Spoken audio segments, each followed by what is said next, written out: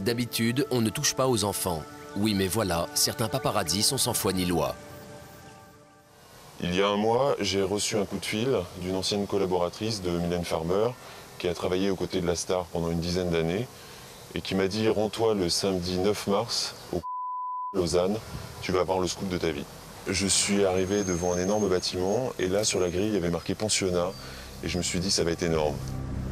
Ce jour-là, Mylène Farmer ignore donc qu'elle a été trahie par une personne de son entourage.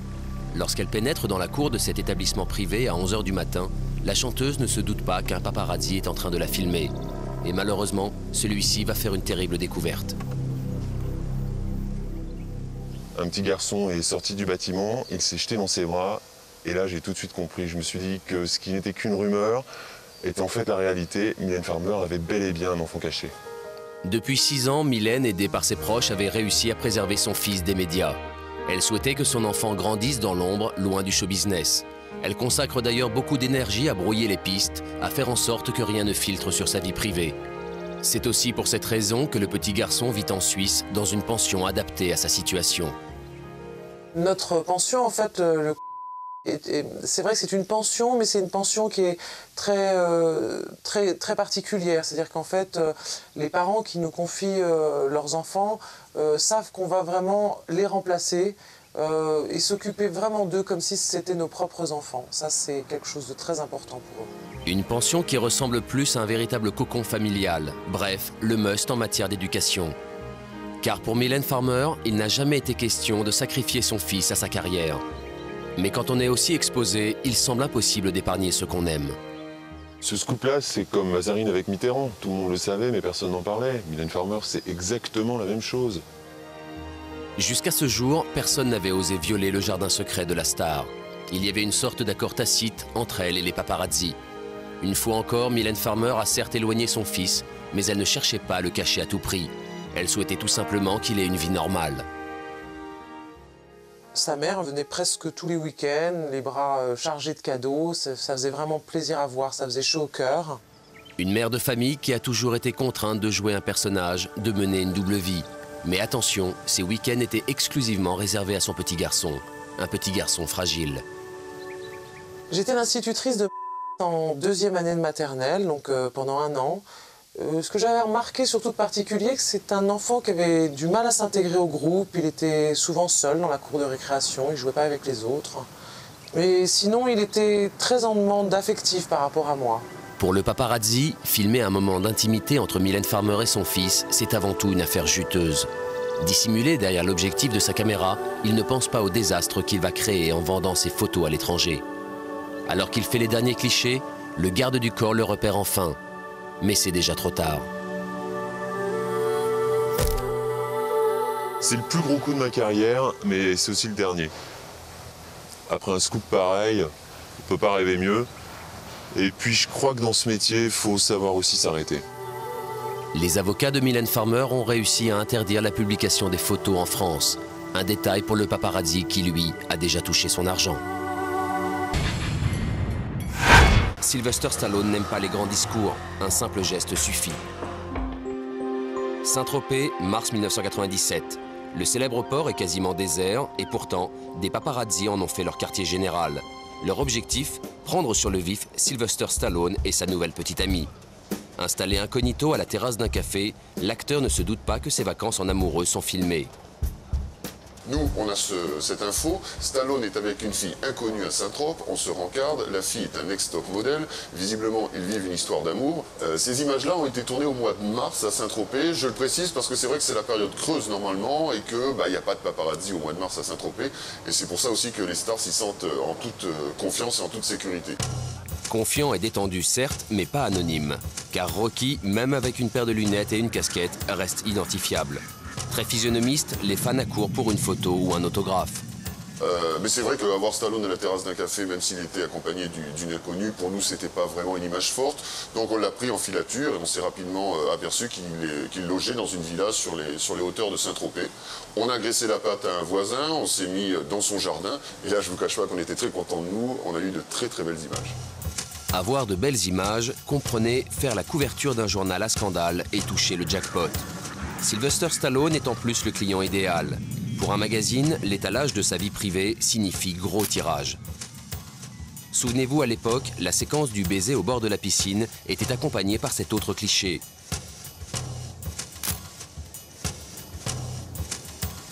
Et comme l'étalon italien vient très rarement en France, les deux voleurs d'images ont bien l'intention d'amortir sa présence, même si pour ça, il faut se lever à l'aube. C'est vrai qu'on s'est levé, nous, à 5 h du matin et qu'à peu près 3 heures après, on a eu ces images. Donc Stallone en peignoir, avec ses lunettes à verre correcteur sur le nez. C'est des images assez rares. Alors si vous rajoutez le baiser au bord de la piscine, ça, je vous l'avoue, pour nous, ça représentait le jackpot. Jusque-là, les paparazzis jouaient la carte de la discrétion. Mais désormais, ils vont changer de tactique. Leur dernier cliché doit montrer un Stallone en colère. Et pour l'obtenir, il n'y a qu'une seule solution, la provocation. Et c'est là qu'on a planqué, mais alors vraiment à la sortie de la villa, en se dévoilant, Stallone nous a vus. Alors que le premier filme son confrère, ce dernier barre la route à l'acteur. Celui-ci réagit comme prévu. Et là, vous le voyez, il fonce. Donc je m'écarte juste à temps, je tombe par terre, ce qui m'a valu une légère entorse à la cheville, pas grand-chose. Mais en échange, on avait cette image d'un Stallone furibard qui tend son doigt comme ça. Et voilà, je vous cache pas que là aussi, financièrement, ça a été une opération extrêmement rentable pour nous. Même en France, Sylvester Stallone n'a pas le droit à la tranquillité. C'est l'un des revers de la célébrité. Pamela Anderson vit une véritable descente aux enfers et ce déjeuner, c'est un cri de détresse. Santa Monica, juin 1997. Jim Walker a réussi à filmer une scène dont il se souviendra longtemps. Nous venions d'arriver dans ce restaurant, ma famille et moi, quand mon fils m'a fait remarquer la présence de Pamela Anderson. Elle était installée à 3 ou 4 tables de la nôtre. J'ai pris ma caméra et je l'ai filmée alors qu'elle arrivait à la fin de son repas. Et si pour nous, la formule, c'est fromage ou dessert, pour Pamela Anderson, c'est dessert et dessert. Brad Cohen, son nutritionniste particulier, a été choqué par ces images. Je n'avais jamais vu ces images et elles me dérangent pour 2 raisons. La première, parce que je constate que Pamela ne suivait pas mes conseils. Et la deuxième, c'est que Pamela osait manger comme ça en public, devant tout le monde. Et ça, c'est inadmissible. La réaction de Brad Cohen vis-à-vis de Pamela Anderson est injuste. Il sait qu'à l'époque, la star traversait une grosse dépression. En effet, elle vivait très mal l'échec de son mariage avec Tommy Lee et son départ de la série Alerte à Malibu. C'est vrai que Pamela avait besoin d'une aide psychologique, mais les gens qui la connaissent vous le diront. Elle est égocentrique et elle n'écoute personne. Quand Pamela a des problèmes, elle préfère fuir. La star se réfugiait donc dans la nourriture pour oublier. Mais sa carrière repose uniquement sur son physique de rêve et ses mensurations parfaites. Ingurgiter de telles quantités était peut-être en fait un appel au secours. Je ne croyais pas ce que je filmais. Elle mangeait comme si sa vie en dépendait, elle faisait des mélanges. C'est vrai que c'était écœurant, mais surtout, je trouvais qu'elle avait l'air perdue. Après avoir traversé un long passage à vide, Pamela Anderson a pu remonter la pente. Sa psychothérapie, elle l'a effectuée sur de nombreux plateaux télé. Elle y expliquait que sans l'amour de Brandon et Dylan, ses 2 fils, elle aurait pu sombrer dans la boulimie et l'alcoolisme. Et aujourd'hui, Pamela Anderson a enfin retrouvé un physique qui fait fantasmer la jante masculine. La dernière attraction pour touristes, c'est Pamela Anderson, une star prête à tout pour arrondir ses fins de mois. Nous sommes toujours en juin 1997, mais cette fois, c'est un paparazzi qui nous fait d'étonnantes révélations sur l'héroïne d'Alerte à Malibu. À l'époque, j'étais à Malibu Beach pour couvrir une compétition de surf. Et puis j'ai vu cette femme. Au départ, je ne l'ai pas reconnue, elle était seule sur la plage. Et c'est ensuite, en m'approchant, que j'ai réalisé qu'il s'agissait de Pamela Anderson.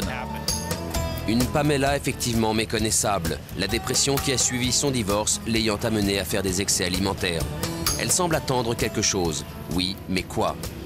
C'est à l'arrivée de cet homme que Jim va comprendre pourquoi l'actrice est revenue sur la plage qui l'a rendue célèbre. Après une courte négociation, l'individu s'éloigne de quelques mètres pendant que Pamela se déshabille. C'est un scoop, et même Jim n'arrive pas à y croire. Pamela Anderson contrainte de poser devant des touristes. Et c'est quand elle porte son fameux maillot rouge, l'emblème de la série, qu'il apparaît clairement que l'actrice américaine a grossi. Mais pour ce touriste, qu'importe, le mythe Pamela Anderson est plus fort que ses kilos superflus. L'actrice commence alors à jouer les mannequins devant l'objectif de cet inconnu.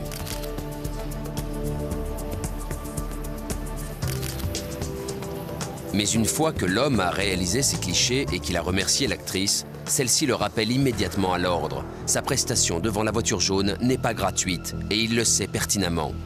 Le touriste ne discute pas, il sort son portefeuille et règle en liquide la séance photo à la star.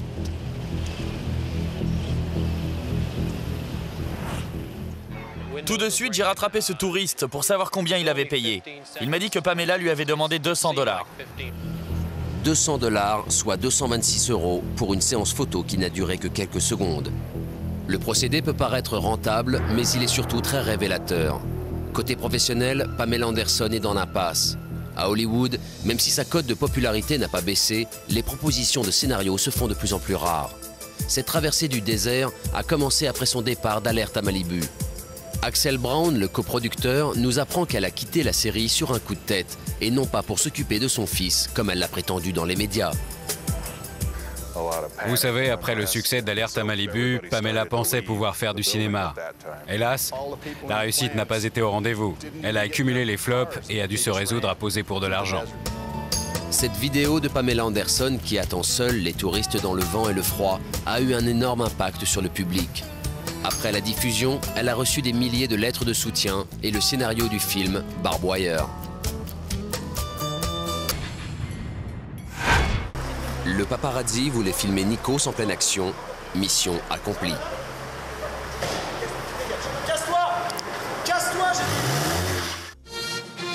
Voici un extrait du journal télévisé grec diffusé le 22 décembre 2001. Madame, Monsieur, bonsoir. Avant de vous parler des moments forts de l'actualité, la rédaction tenait à saluer le courage de notre confrère Nikos Aliagas, car hier à Paris, il a tenu tête à un chauffard pour défendre une femme et son enfant. Dans cet immeuble, il y a le très sexy Nikos Aliagas. Avec Star Academy, le célibataire le plus convoité d'Athènes bénéficie d'une popularité maximale. Conscient de l'intérêt général que suscite Nikos dans son pays, un paparazzi grec rôde à Paris. Il voulait un scoop, il va être servi. Ce jour-là, je traversais donc la rue avec mon bébé. Et là, une voiture est arrivée très rapidement et a pilé à quelques centimètres de ma poussette. Et là, le ton a monté. Cet homme au volant a commencé à me hurler dessus. Et là, un autre homme est intervenu pour venir prendre de mes nouvelles et voir si tout allait bien. Et en fait, il a pris ma défense. Il est 15h30. Nikos doit se rendre sur le plateau pour présenter son émission quotidienne. Et pourtant, comme vous pouvez le constater, il fonce droit sur le chauffard et entame avec lui une discussion mouvementée.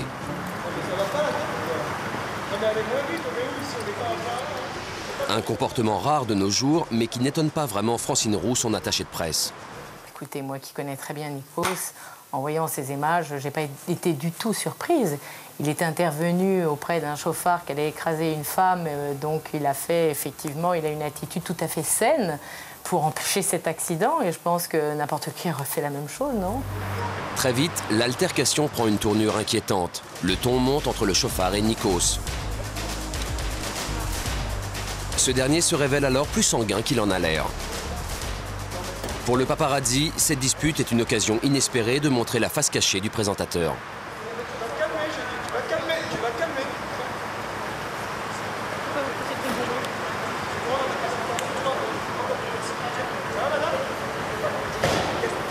Casse-toi! Casse-toi! Écoutez, je suis ravie que vous ayez récupéré la totalité de ces images, parce qu'elles auraient pu être utilisées par une certaine presse française ordurière. Et effectivement, il n'aurait pas hésité de montrer la dernière partie qui montre la véhémence, la violence de Nikos, et en occultant la première partie où Nikos était tout simplement en train de sauver une mère de famille par rapport à un chauffard, tout simplement. Mais alors, pourquoi Nikos Aliagas refuse-t-il de communiquer sur ce fait divers? Nikos ne veut plus du tout entendre parler de cette histoire. Ces images ont été suffisamment exploitées en Grèce en le faisant passer pour un héros. Maintenant, il est temps de faire la différence entre sa vie privée et sa vie publique. Une différence que Nikos Aliagas préserve farouchement. D'ailleurs, jusqu'à présent, cette histoire a échappé aux médias français. La raison? Ne comptez pas sur lui pour se faire de la publicité sur le dos d'un pauvre chauffard. Effectivement, quand on accède aussi vite à une telle exposition, on ne peut adhérer à ce genre de procédé.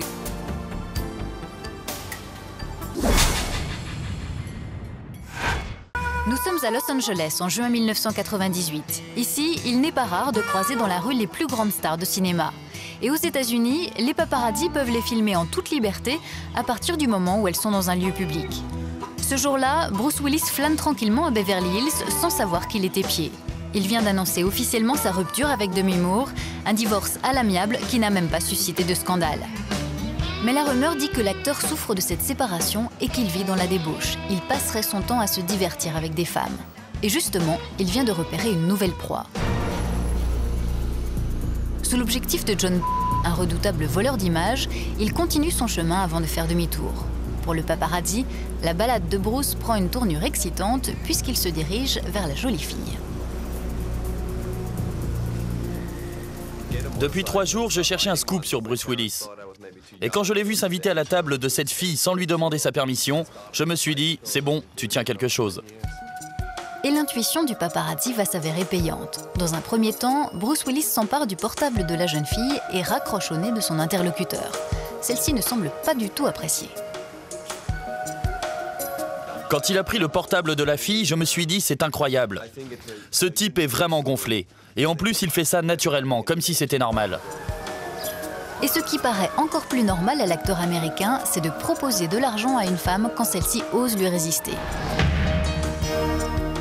L'attitude de ce célèbre père de famille est tout simplement honteuse et cette vidéo a défrayé la chronique aux États-Unis.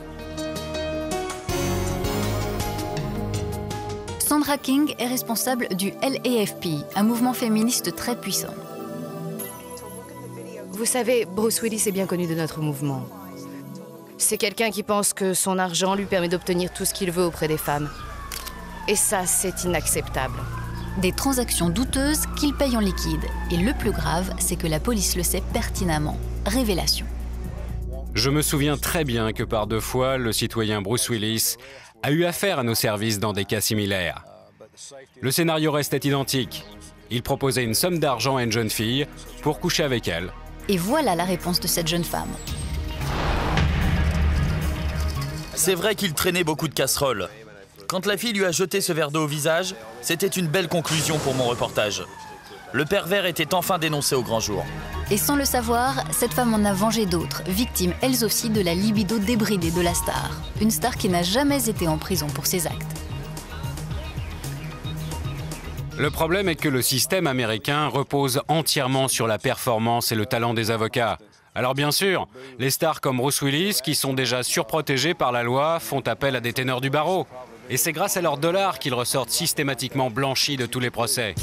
Et au final, pour tenter de connaître la vérité, c'est la télévision qui aux États-Unis se substitue aux tribunaux. Mais là encore, quand dans la célèbre émission Good Morning America, la présentatrice interpelle Bruce Willis, celui-ci excelle dans la pratique de la langue de bois.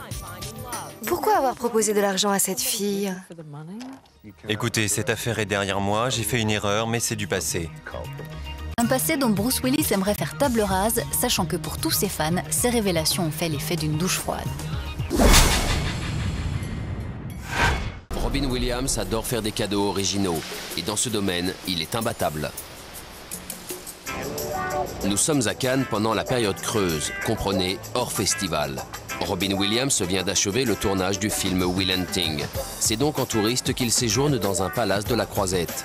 Damien, le concierge, a accepté de nous dévoiler les habitudes de cet acteur hors du commun. Il faut savoir que dans notre établissement, chaque client est considéré comme un ami. Nous avons d'ailleurs une base de données qui nous permet de conserver toutes leurs petites habitudes, toutes leurs petites envies, ce qui nous permet d'entretenir avec eux des rapports très privilégiés. Monsieur Williams est d'ailleurs un habitué de notre établissement et je pense que je ne vous dévoilerai pas un grand secret si je vous dis que son caprice à lui, c'est son chien. Un chien qui répond au nom de Buggles. L'acteur l'a trouvé alors qu'il interprétait son rôle culte de Madame Doubtfire. Rose Applefish, son attachée de presse, nous explique cette amitié. Vous savez, je travaille depuis 9 ans avec Robin Williams et je l'ai toujours vu avec son chien. C'est simple, à Hollywood, on les appelle les inséparables. Ils vivent une relation très forte, ils sont incroyables. De vrais amours. Ils ne se quittent jamais, même quand l'acteur est amené à tourner à l'étranger. Je ne sais pas comment ça se passe à l'étranger. Tout ce que je peux vous dire, c'est que dans notre établissement, tous les matins à 8h30, après son petit déjeuner, Monsieur Williams sort avec son chien. Ils vont faire une promenade sur la Croisette. Il sort sans garde du corps, je tiens à le préciser. Ce rituel semble être un vrai rendez-vous entre le maître et son animal. Vous savez, Monsieur Williams, c'est un peu dans la vie ce qu'il est à l'écran. C'est un grand enfant, il adore jouer, il adore s'amuser et il est d'une gentillesse extrême. Gentil, mais très maniaque. Car quand Buggles souille le sable de la plage canoise, il n'est pas question pour Robin Williams de laisser ses déjections canines polluer le rivage. Aussi, l'acteur se fait-il un devoir de ramasser la crotte de son chien et de la mettre dans un petit sac en plastique. Et pas question ensuite de jeter le tout dans une poubelle municipale. Non, trop facile. L'acteur garde précieusement son sac à la main, tout en saluant les nombreux fans qui croisent sa route. Mais que va-t-il faire avec ce sac? Le remettre tout simplement en main propre à Damien. Car au fil des années, entre l'acteur et le concierge du palace, il s'est noué une vraie complicité.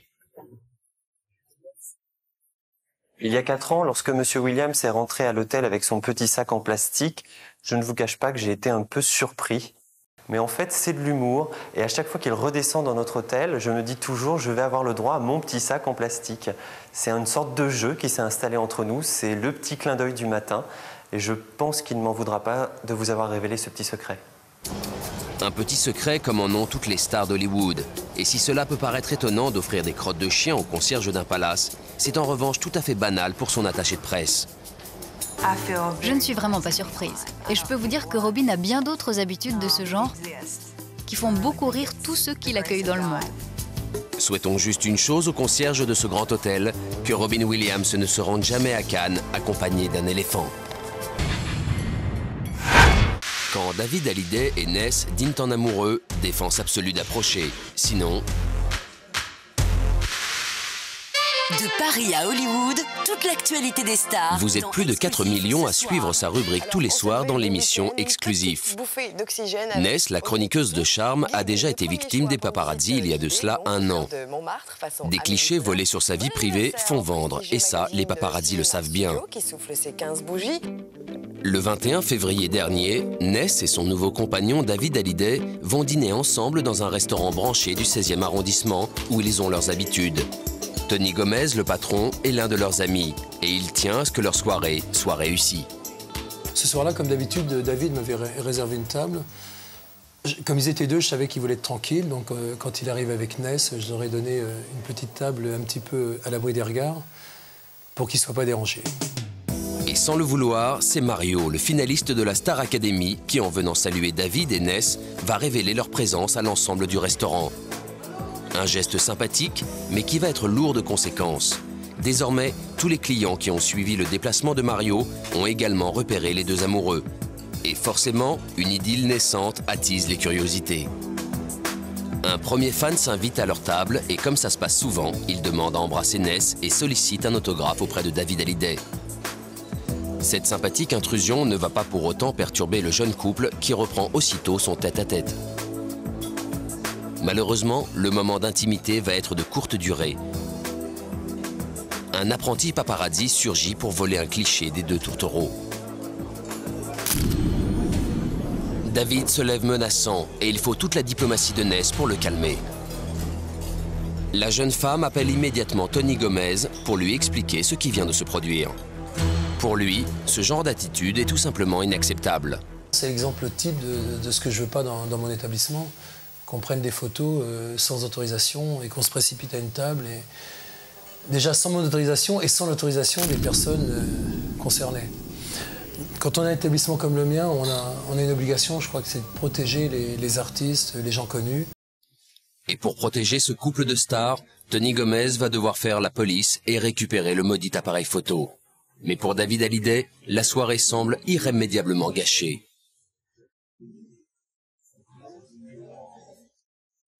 Deux minutes plus tard, Tony revient, triomphant, avec l'appareil photo en main.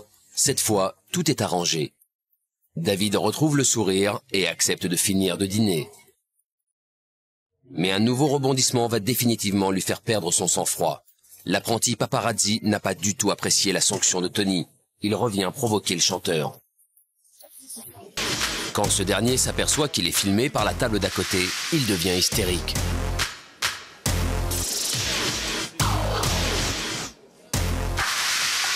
Sans hésiter, il arrache la caméra des mains de son propriétaire et récupère la fameuse cassette. Tout autour, les témoins de cette scène n'en croient pas leurs yeux. David Hallyday capable d'agressivité. Une publicité qui n'est pas du goût de Tony Gomez. Cette scène, j'ai pas à dire que on comprend pourquoi je suis obligé d'être vigilant. Parce que vous voyez l'escalade, jusqu'où ça peut aller. On en vient humain à la violence. On est tombé sur quelqu'un de pas élégant, qui n'a pas compris qu'il était déplacé et qui n'a pas accepté qu'on prenne son appareil, qui est revenu à la charge. Puis on a repassé une deuxième couche et là, je comprends David, il était exaspéré. Et en plus, c'est une table à côté qui filmait. Bon, c'était des étrangers, on risquait rien, ils ne connaissaient même pas David Hennes, ils ne savaient pas qui ils étaient. Mais il s'est senti agressé et je pense que pour un artiste, c'est dramatique. Un désordre que le maître des lieux va pourtant très vite arranger. Il faut le savoir, Tony Gomez est réputé pour son professionnalisme et son dévouement sans limite envers sa clientèle. Cependant, une question s'impose. Comment un paparazzi a-t-il réussi à introduire une caméra dans son établissement et à son insu? Mon premier sentiment, c'est de dire que je me suis fait avoir, vraiment je me suis fait piéger. Ce sont des images volées. Je connais bien mon restaurant, je vois, en fonction de l'angle de prise de vue, j'imagine tout à fait à quelle table étaient placées les personnes qui filmaient. Je me souviens même de la table. Je ne comprenais pas pourquoi il y avait en permanence ce sac. Je ne trouvais pas ça élégant. Le sac posé sur la table me disait mais pourquoi cette fille ne veut pas enlever son sac? Je ne comprenais pas. J'étais à 100 lieues d'imaginer qu'il y avait une caméra à l'intérieur. Une caméra cachée dans un sac qui aura eu un mérite, celui de prouver que malgré une certaine vigilance, tout le monde peut se faire piéger. Ce n'est pas une banale scène de ménage, c'est tout simplement la fin d'une belle histoire. Nous sommes sur les hauteurs de Beverly Hills, là où les grandes stars aiment vivre à l'abri des regards indiscrets. Malheureusement pour le couple Cruise-Kidman, c'est à l'intérieur même de sa villa que le voleur d'images se cache. Marié à une de leurs domestiques, Mick Vargas a pu y pénétrer facilement et filmer le couple à son insu. Un couple qui n'a plus rien à voir avec l'image lisse et heureuse de ses débuts. Ce jour-là, Tom Cruise se détend tranquillement quand sa femme vient s'asseoir à ses côtés. Il ne daigne même pas lever les yeux sur elle. Nicole ne supporte plus cette indifférence et très vite, elle cherche à le provoquer.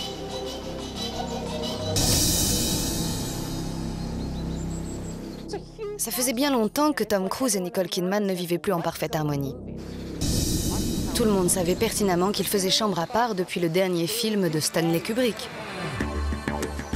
Et pourtant, depuis 1990, Tom Cruise et Nicole Kidman ont tout pour être heureux.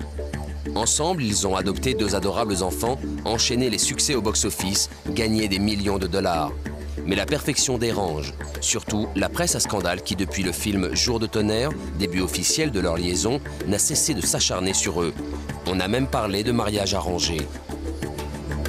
Pour Jonathan Daly, avocat du couple, ces images ne prouvaient rien. Mais enfin, de quoi parle-t-on? Que voyez-vous sur ces images? Un couple qui se dispute pour une chose complètement anodine. Si vous êtes marié, vous aussi, depuis 10 ans, ne me dites pas que ça ne vous est jamais arrivé. Je ne vous croirai pas. Depuis des années, le couple est la cible préférée des tabloïds américains. En effet, Tom Cruise est régulièrement qualifié d'impuissant ou d'homosexuel. Aujourd'hui, la nouvelle rumeur dit que Tom ne supporte plus Nicole. Les rumeurs lancées dans la presse n'avaient plus grande importance. Le couple allait se séparer. Ce qu'on attendait de voir, c'est comment il allait l'annoncer. Dans l'objectif de Mike Vargas, la tension monte entre les 2 stars. Nicole est à bout de nerfs et finit même par jeter le verre de son mari dans la piscine. Excédé par ce geste, Tom se montre menaçant envers elle. Mais celle-ci est non seulement plus grande, mais aussi plus forte que lui. Ces images ont fait le tour du monde. Les démentir a été pour eux extrêmement difficile. À l'époque, ils ont même engagé des avocats pour essayer de contenir la rumeur en France et en Italie. C'est en buvant que l'acteur essaye de se calmer. Mais Nicole ne s'incline pas aussi facilement, elle revient lui tenir tête. Tom a bien l'intention de mettre un terme à la dispute et il a choisi une solution radicale. Regardez ces images.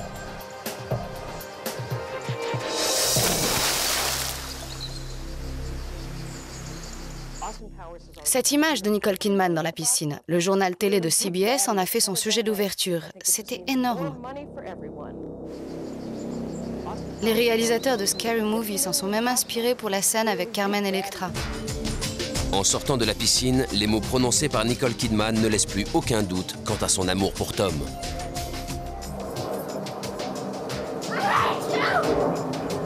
C'est donc trempée de la tête aux pieds et furieuse que l'actrice australienne repart à l'assaut. Hors de question pour elle que Tom ait le dernier mot.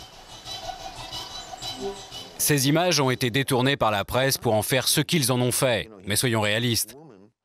Vous ne voyez rien de plus sur ces images qu'une simple querelle. Et vous, journalistes, vous osez exploiter la vie privée de mes clients.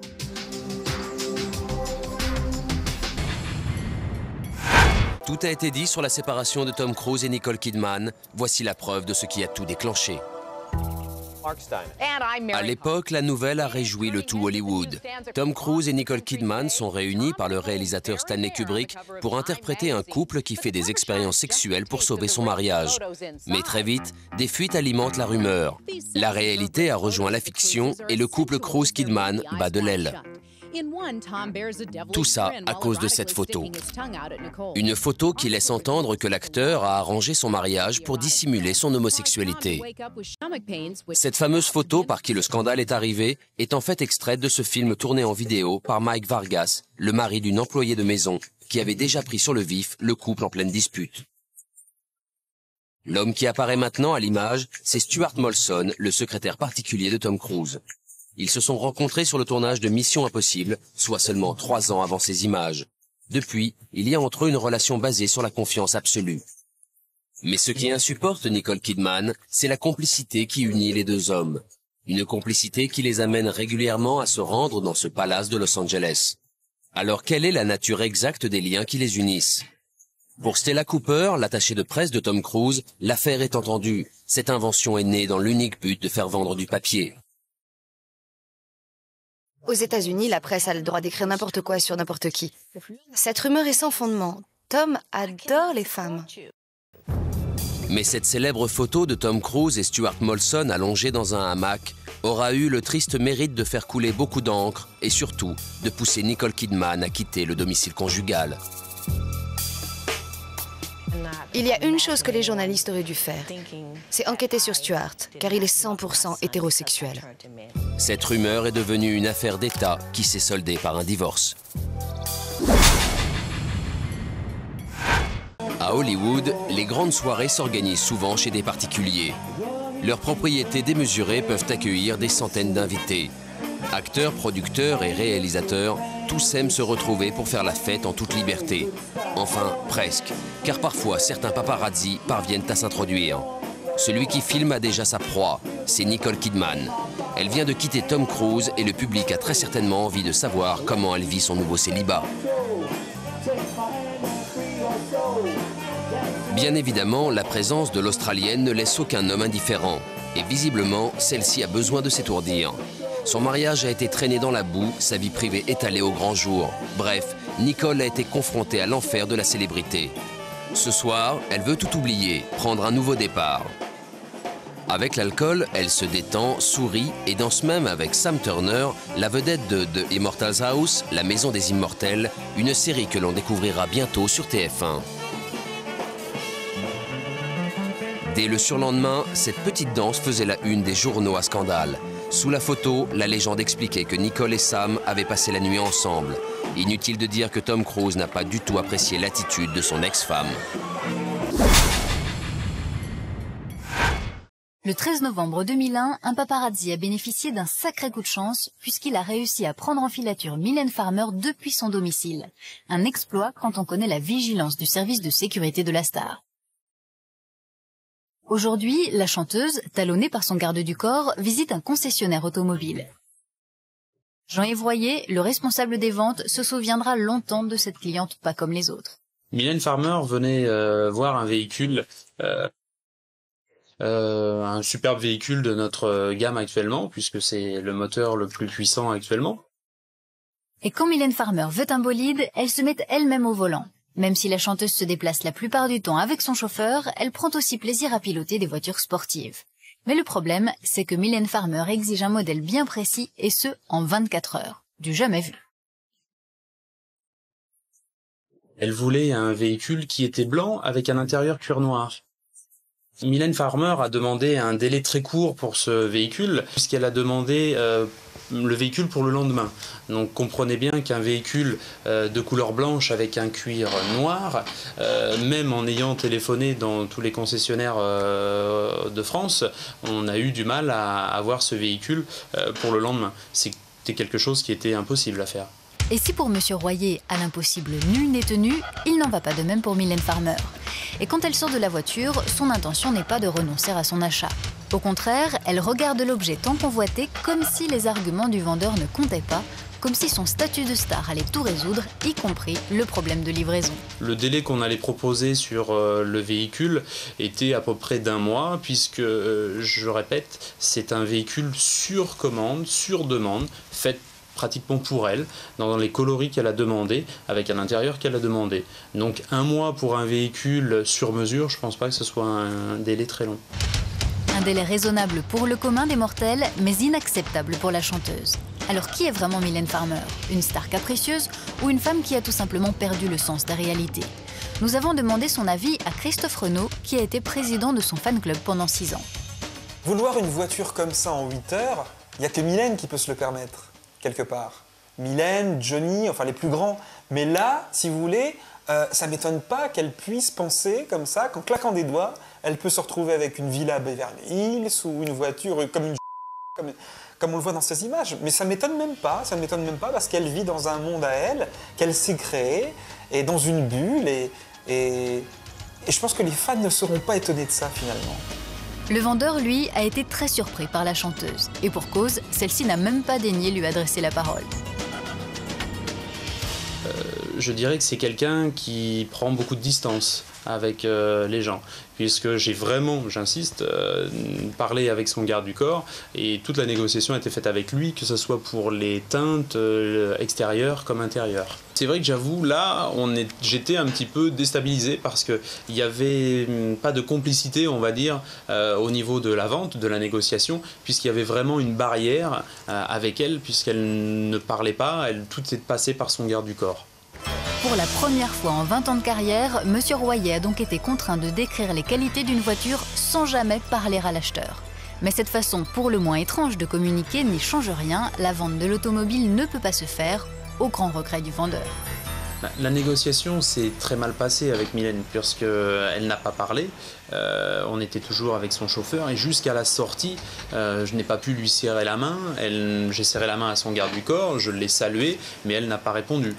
C'est vraiment quelqu'un qui m'a paru très timide, vraiment renfermée sur elle-même. Donc je ne peux pas dire autre chose sur Mylène. Jean-Yves Royer n'est donc pas prêt d'oublier sa première rencontre avec Mylène Farmer. Christophe Renaud non plus, sauf que lui, il a eu la chance de la découvrir sous un jour totalement différent.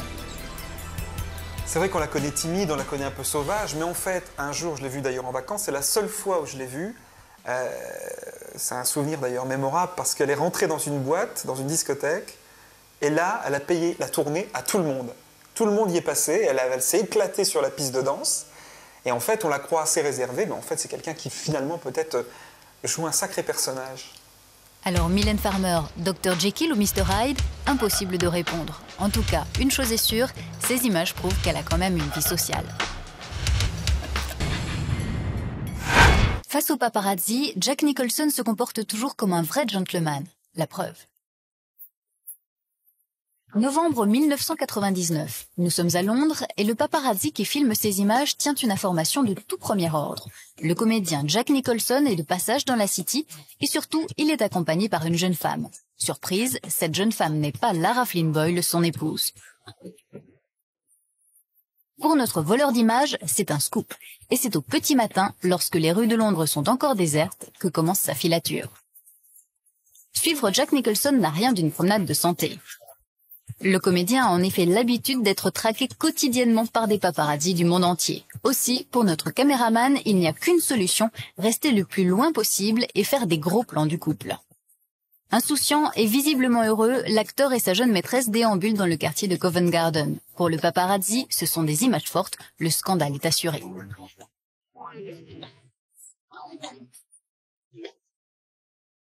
Le paparazzi, c'est lui, John Ferry. S'il a accepté de nous parler à visage découvert, c'est qu'aujourd'hui, il a changé de métier. Il nous commande cette filature. Ce qu'il faut savoir, c'est que la fille qui accompagnait Jack Nicholson était inconnue du grand public. Elle n'était que costumière sur le film The Pledge, ce qui explique que Nicholson était très méfiant ce jour-là. Une méfiance qui n'empêche pas Jack Nicholson d'être très doux et très tendre avec sa maîtresse. Mais cependant, malgré toutes les précautions du paparazzi, le Joker de Batman se sent observé et finit par repérer celui qui le piste depuis plus d'1 heure.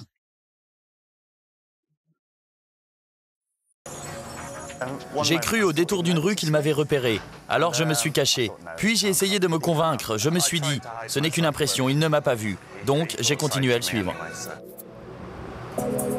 Et là, comme par provocation, le couple s'installe dans un café sans chercher à se dissimuler, bien au contraire. Une façon de prouver à John Ferry que sa présence leur importe peu. L'acteur a 22 ans de plus que sa nouvelle conquête, il est toujours marié, mais ce n'est pas un jeune paparazzi qui peut l'empêcher de s'amuser. Le fait qu'il s'installe en vitrine était une façon de me faire comprendre que j'étais grillé. La preuve, je l'ai eue quand la fille s'est levée. Et oui, Jack Nicholson adore ridiculiser les paparazzis. Il charge d'ailleurs sa maîtresse d'accomplir cette mission. Quand je l'ai vu venir vers moi, je me suis dit, mais qu'est-ce qui se passe? Et comble de l'humiliation, la jeune femme souhaite une bonne journée au paparazzi avant de tranquillement rejoindre son amant. À ce moment, John ne sait plus s'il doit rester ou partir. C'est vrai qu'il y avait beaucoup d'humour dans la démarche de Jack Nicholson et de cette fille. Mais ce qui est également vrai, c'est que si cette anecdote a pu avoir lieu, c'est parce que je me suis fait repérer, ce qui était nettement moins drôle. Et en matière d'humour noir, Jack Nicholson sait se montrer à la hauteur de sa réputation. L'acteur va en effet jusqu'à trinquer à sa santé.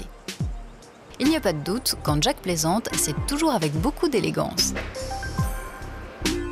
Et s'il est vrai que sur le coup, le fait d'avoir été découvert a sérieusement gâché mon scoop, j'avoue garder un souvenir très fort de toute cette aventure. Une aventure qui a eu le mérite de permettre à John de changer de métier. Aujourd'hui, il est photographe pour le quotidien The Daily Mirror. Estelle Lefébure rêvait de piloter un hélicoptère. Ce jour-là, elle l'a fait contrainte et forcée. La carrière d'Estelle Lefébure, le plus célèbre top modèle français, est un cas rare, une exception. Dès ses débuts, elle s'est imposée naturellement dans l'univers de la mode comme une vraie star. Parmi les inconditionnels d'Estelle, il y a Marc. Il consacre tout son temps libre à la suivre et sait toujours où la trouver. Alors je me suis trouvé au bon moment, au bon endroit, via un indicateur qui m'a signalé que Estelle Lefébure pratiquait des cours d'hélicoptère. Donc moi directement en filature, position planque à l'héliport pour suivre l'évolution de son cours. Voilà, tout simplement. Cela peut paraître étonnant, mais Estelle est dans la vie une vraie baroudeuse. Après avoir participé à de nombreux rallyes, elle a décidé depuis peu de passer son brevet de pilote. Pour son apprentissage, elle a choisi un instructeur de renom qui est aussi un ami, Frédéric North. Donc Estelle sort du hangar accompagnée de son instructeur. Estelle, magnifique, hein, comme d'habitude. Les portes se referment et là l'hélico commence à décoller. Ce jour-là, j'étais avec Estelle donc, pour sa 8e heure d'apprentissage sur hélicoptère Écureuil. Elle était pas du tout prête, évidemment, pour faire un vol seul à bord, qu'elle aurait dû normalement effectuer à partir de sa 15e heure. Et on est parti donc faire une séance d'entraînement classique. Frédéric et son élève s'envolent donc comme prévu pour 2 heures d'exercice. Ils échappent ainsi à l'objectif de la caméra de Marc, mais pas pour longtemps, car vous allez voir que ce dernier est décidément très bien renseigné. Et moi tout de suite, je prends ma voiture pour les suivre quelques centaines de mètres plus loin où les exercices de vol se pratiquent. Donc je saute dans ma voiture, je fais quelques centaines de mètres et je les retrouve un peu plus loin. Effectivement, quelques minutes plus tard, Marc reprend sa filature. Sa caméra filme les évolutions de l'appareil. À l'intérieur, Estelle est en pleine leçon. On était en train d'apprendre ce qu'on appelle le vol en palier classique, c'est-à-dire un vol en ligne droite. C'était donc un simple exercice de routine pour Frédéric North. A priori, rien ne pouvait arriver. A priori seulement. J'ai eu en fait une espèce de petite syncope, on dirait, à cause de la chaleur ambiante et je sais pas, la fatigue, peu importe. À cet instant précis, Frédéric North s'effondre, inconscient. Au sol, Marc ne se doute absolument de rien. Donc je vois l'hélicoptère effectuer quelques manœuvres, puis d'un seul coup, tanguer à gauche, puis à droite, puis s'accentue à nouveau à gauche et à droite. Donc là, je me dis, bon, ça doit faire partie des exercices de pilotage. En réalité, Estelle Lefébure essaie simplement de stabiliser l'appareil. Pour cela, elle doit effectuer des manœuvres et utiliser des outils qu'elle ne maîtrise pas encore. Mais elle sait que si elle échoue, le crash sera alors inévitable.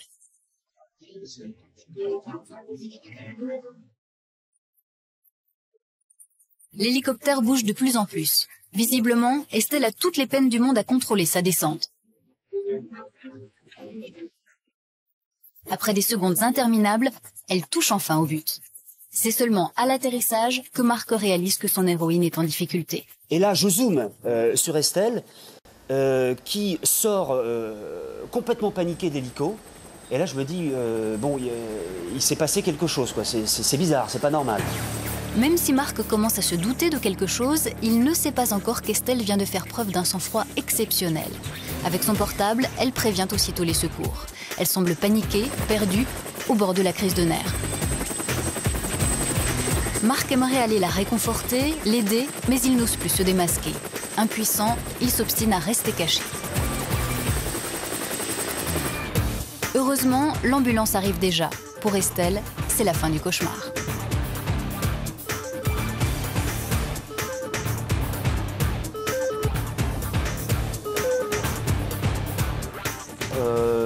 Le pilote est extrait par les ambulanciers, puis allongé sur un brancard. À ce moment-là, je me dis qu'il y a eu forcément un problème au niveau du pilote. Dès son arrivée à l'hôpital de Versailles, Frédéric Nors a retrouvé ses esprits. Aujourd'hui encore, il lui est impossible d'expliquer comment Estelle Lefébure a réussi seule un tel exploit. Pour ce professionnel, il s'agit tout simplement d'un acte de survie. Je veux dire, dans les livres, si on dit ça, c'est impossible. Donc elle a dû le faire à l'instinct, elle a dû le faire sans réfléchir. Et je suis vraiment admiratif sur le fait qu'elle n'ait pas paniqué et qu'elle ait pu poser l'hélico malgré tout en douceur. Estelle Lefébure n'a pas du tout été traumatisée par cette mésaventure, bien au contraire, elle entamera bientôt sa 20e heure de vol.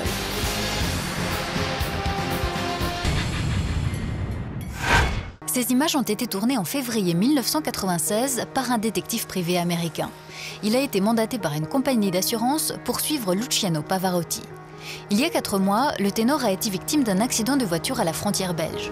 Ses blessures l'empêchent alors de se rendre en Russie où il devait donner 5 concerts. Coût de cette annulation, 2 millions de dollars.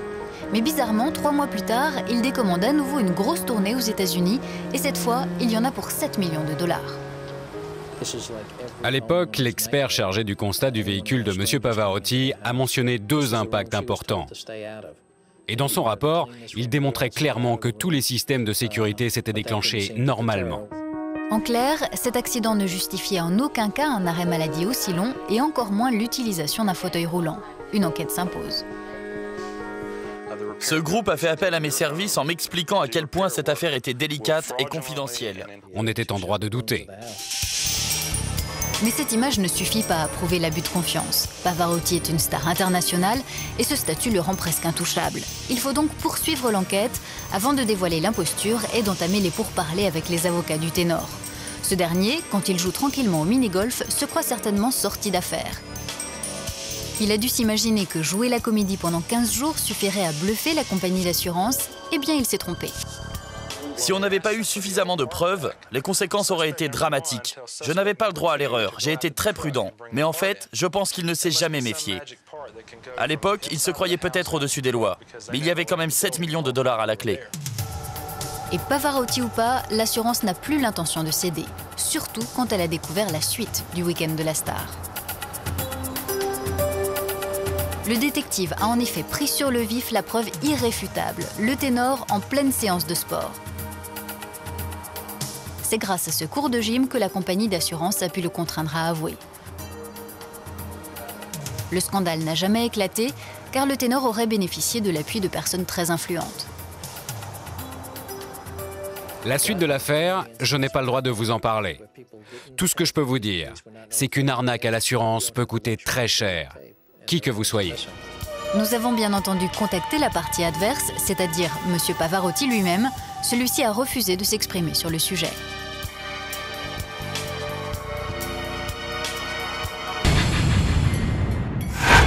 Dans l'objectif de ce paparazzi, c'est Jean Pascal.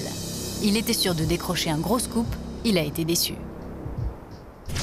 Ils sont 16 à Pendant 3 mois, la France entière a suivi les aventures de la Star Academy. Parmi les 16 candidats, il y en a un qui sort tout de suite du lot, c'est bien entendu Jean-Pascal Lacoste, l'agitateur. Originaire du Sud-Ouest, ce maître nageur de 23 ans a su conquérir le public. Son humour parfois grossier et sa grande gueule lui ont permis d'acquérir une vraie notoriété. Aujourd'hui, il est l'une des cibles les plus prisées des paparazzis. Il est donc sous haute surveillance et ce, en permanence. Attends, merde! J'ai un pote qui a réussi à prendre en photo Jean-Pascal à la Martinique. Vous avez peut-être vu les photos dans la presse People. Et ce pote-là me donne une info, un super tuyau. Jean-Pascal rentre à Orly-Sud le jeudi 7 mars à 11 h. Ni une ni deux, super occasion. Je me rends sur place, mais là, grosse déception, Jean-Pascal n'est pas accompagné, mais tout seul. Donc bon an mal an, je me dis que tant qu'à être là, autant passer la journée et essayer de le suivre pour voir où est-ce que le bestiau va pouvoir m'amener. Même s'il vient de passer 8 heures dans un avion, Jean-Pascal n'a pas vraiment l'intention de se reposer. Le paparazzi va devoir s'adapter à son rythme, un rythme d'enfer. J'essaye de le suivre pendant 200 km, c'est une véritable course-poursuite parce que Jean-Pascal vraiment appuie sur le champignon. Au bout de 200 km, on arrive dans un tout petit aérodrome. Et là, je me dis patatras, j'ai vraiment loupé ma journée, une journée de foutu. Aujourd'hui, Jean-Pascal est en famille. Et s'il s'est rendu à Troyes, c'est dans un but bien précis. Jean-Pascal m'a contacté il y a quelque temps parce qu'il voulait faire un cadeau à son petit frère, Pilou, en fait, lui offrir un saut en parachute. Donc je lui ai dit que ça me paraissait une bonne idée à condition que lui aussi saute. Ça me paraissait évident. Donc c'était programmé à son retour de la Martinique. Caché à plusieurs dizaines de mètres, le paparazzi filme le début de la formation. Des images qui n'ont rien d'exceptionnel. En fait, j'essaie de me convaincre que j'ai pas foutu en rien ma journée. Donc j'essaie de suivre Jean-Pascal autant que possible. Je le vois se préparer, je le vois s'arnacher. Après une petite heure d'explication, les deux frères sont prêts pour le grand saut. Un grand saut qui semble inquiéter Jean-Pascal. Révélation. Bon alors après, une fois l'équipement réalisé, combinaison, gants, lunettes, nous nous sommes dirigés vers l'avion. Là, quand il a vu l'avion, il a dit « Oh là là, c'est quoi ce truc-là » Parce que c'est vrai que c'était un Pilatus, c'est un petit avion 9 places, donc on est tassé comme des sardines. À cette distance, le paparazzi ne peut pas entendre ce que dit Jean-Pascal. Et pourtant, cette ultime discussion vaut vraiment le détour. En effet, à ce moment précis, l'agitateur de service commence à montrer quelques réticences. Mais il lui est difficile de faire machine arrière. Seule solution, faire le malin pour se détendre avec son petit frère avant de monter enfin à bord de l'appareil. Quand la porte se referme, tous les espoirs du paparazzi s'envolent. Par contre, dans l'avion, j'ai pas d'image, j'ai pas réussi à monter. Donc, en comparaison des images de mon pote en Martinique, mes images étaient vraiment minables. Vraiment une journée de perdue. Ce n'est pas l'avis des membres du club de parachutisme. Selon eux, ils ont découvert un Jean-Pascal différent, un jeune homme fragile mais épatant.